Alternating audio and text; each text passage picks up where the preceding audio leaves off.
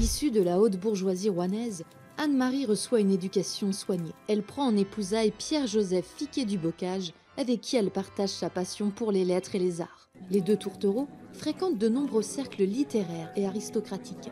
Tous deux aimant la compagnie des beaux esprits. Anne-Marie dira de son mari qu'elle y trouve une source de jouissance intellectuelle. En 1733, le couple se fixe à Paris. Anne-Marie poursuit ses études de façon discrète et humble. Personne ne soupçonne encore le talent littéraire de la jeune femme. Ce n'est qu'en 1746 qu'elle commence à se faire connaître grâce à un poème. Elle remporte le prix de l'Académie de Rouen. À cette époque, étaient organisés des concours gratuits, ouverts au public et anonymes. Cela permettait à n'importe qui en dehors de la profession, du rang et du sexe de pouvoir s'illustrer. Cette victoire permit à Anne-Marie de se faire remarquer par les plus influents. Grâce à son cercle d'amis, son poème arrive même entre les mains de Voltaire. Dès lors, elle reçoit de nombreux soutiens. Lorsqu'elle publie sa traduction d'un poème de Milton, elle gagne l'intérêt du public et sa gloire devient immédiate. 1 an plus tard, elle aura même l'audace de se frotter à un genre bien particulier.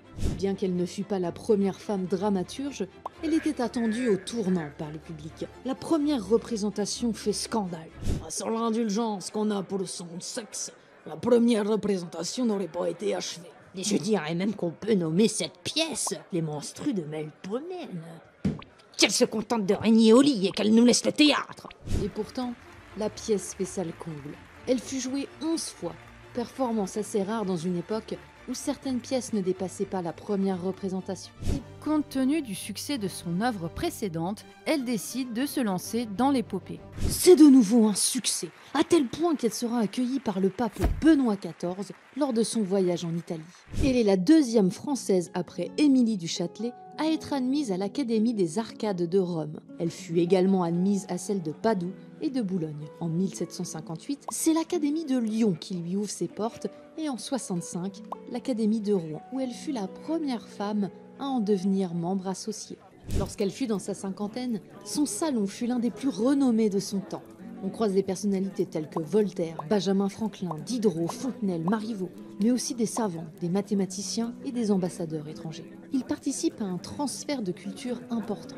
Dans sa 91e année, elle reçut pour hommage l'installation de son buste au lycée des Arts. La 10e muse, telle fut-elle surnommée, s'éteint à Paris en 1802 à l'âge de 93 ans. Dès lors, elle ne cessera de s'effacer de la mémoire du grand public. Et pourtant, cette dame dont on n'avait point soupçonné la veine artistique sut s'imposer dans un milieu d'hommes. Les polémiques qu'elle a suscitées à cause de son sexe furent minoritaires, contrairement au succès qu'elle rencontra.